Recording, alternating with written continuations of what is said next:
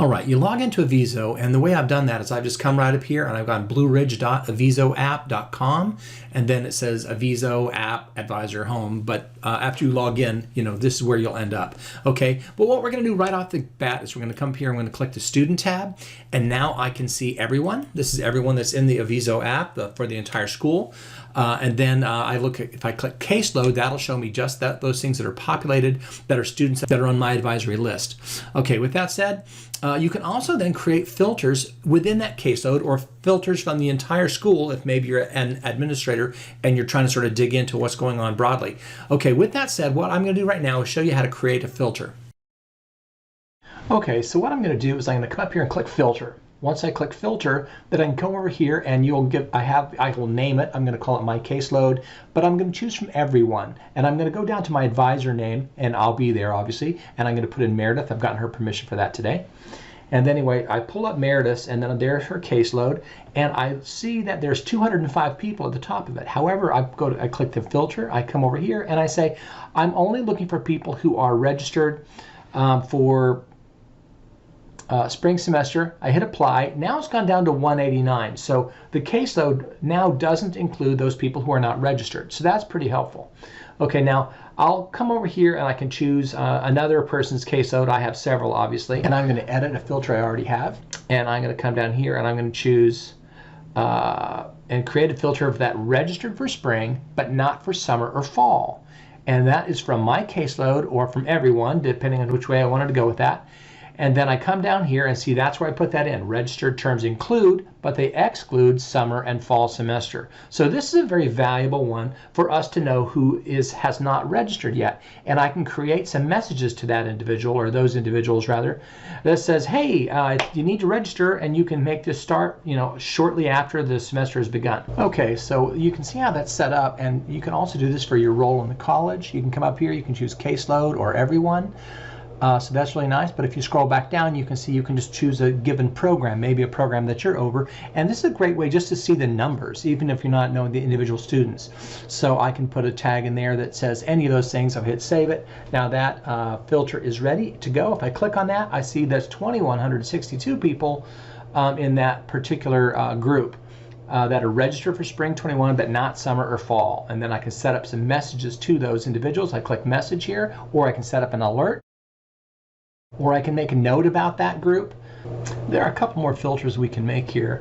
Let's go ahead first and take a look at one that we've already created here, one that has a hold on it. I'll go to edit here, and now you'll see up here that everyone who's got a hold on them that's preventing them to do something. I had as the advisor, it could be you obviously, and you go down to holds and you say, ooh, there's money, see cashier, or there's library fine, and by doing this we'll find out how many we've got of those. So with that said, I hit save. And now I can see, go to that caseload, I click it, and I see there's only 4 people. Those 4 people have a hold preventing registration. So let's say that we did want to send out a message to all the students who hadn't yet registered, and we wanted them to. So what we'll do, come over, we can just hit new to send out a message, and then you have some choices there that are fairly evident. But let's go to scheduled messages.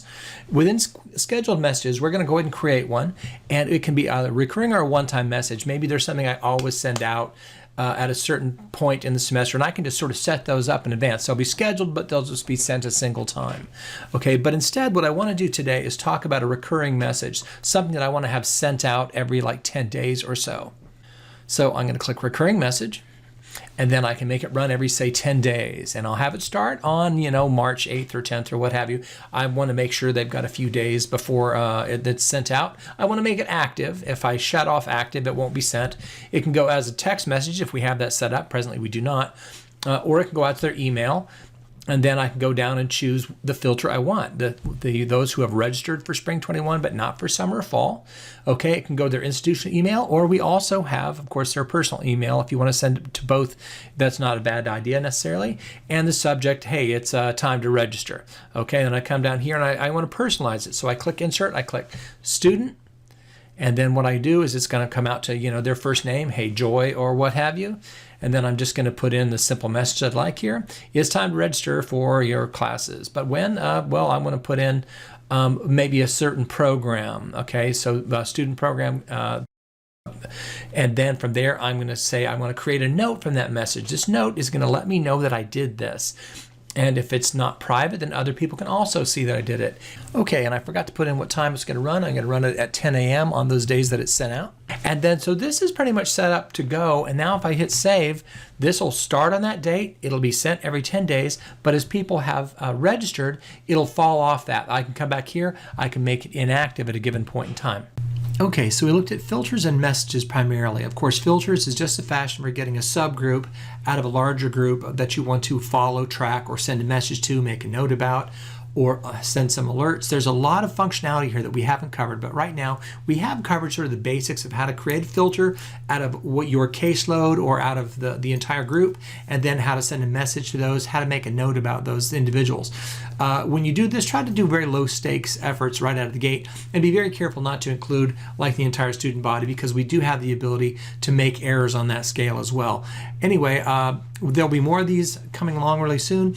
Thanks for your attention today, and I hope you really start dedicating all of your communications to the Aviso tool, and that we can use that single tool to reach out to everybody and also track the progress that all of our students are making, especially those that are in the marginal category that really do need some assistance to stick with it. Thanks so much and have a great day.